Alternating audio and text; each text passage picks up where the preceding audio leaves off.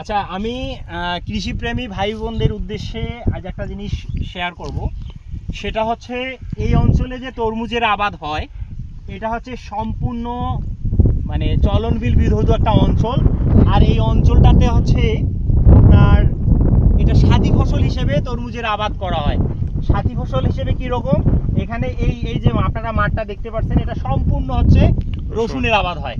যেদিকে চোখ যায় শুধু রসুন। আপনারা এখন যেটা দেখতে পাচ্ছেন এইগুলোতে কিন্তু সম্পূর্ণ ছিল রসুন। তো রসুনের ক্ষেতের মধ্যেই তরমুজের আবাদটা এখানে। আচ্ছা ভাই, রসুনের গাছ কয়েকদিন হওয়ার পরে আপনারা মোটামুটি বীজ বপন শুরু করেন তরমুজের? রসুনের গাছ 1 মাস বয়স হওয়ার পরে আমরা তরমুজের বীজ বপন করা শুরু করি। অর্থাৎ রসুনের বয়স যখন 1 মাস হয় তখনই এই তোর মানে বেড করা থাকে, তাই তো?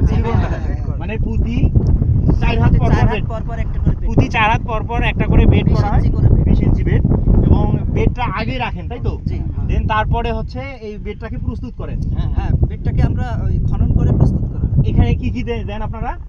আমরা শুধু খনন করে ওই জৈব সার আর হচ্ছে পটাশ, টিএসপি, ইউরিয়া, এই তিনটা সার এটা দিয়ে আপনারা এই গাড্ডা, আপনারা তো গাড্ডা বলেন, আমরা অনেকে বলে গর্ত, গাড্ডা বলে আবার অনেকে চিনবে না।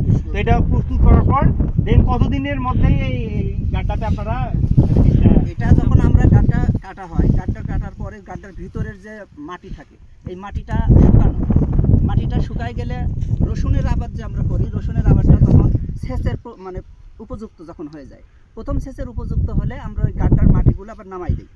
নামাই দেওয়ার পরে এখানে সারগুলা দিই, সার দিয়ে জমি সেচ দিই। সেচ দেওয়ার পরে এই গাড্ডার মাটি যখন জো আসে, লাগানোর উপযুক্ত হয়, ওই সময় আমরা তরমুজের বীজ বপন করি।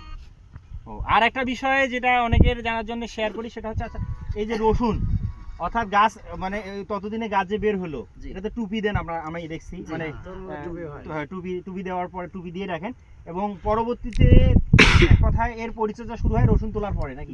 না, রসুন তোলার আগে পরিচর্যা শুরু হয়। টুপি খুলে দেওয়া হয়, গাছগুলাকে যেগুলো একটু লাইনে পেরে দেওয়া হয়। লাইন থেকে গাছ যখন বড় হয়ে যায় তখন তো রসুনের উপরে উঠে যায়, ওগুলা লাইনের মধ্যে দিতে হবে। তারপরে তরমুজ যখন রসুন উঠানো হয়, রসুন উঠানোর পরে আমরা একটা সেচ দিলে গোটা জমি ছেয়ে যায়। অর্থাৎ রসুন উঠানোর পরেই একদম মানে তরমুজের ক্ষেতে মানে ঢালা আমরা একটা ঢালা সেচ দিই আর কি।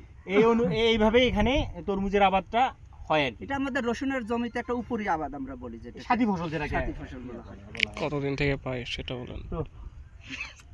আচ্ছা ঠিক আছে।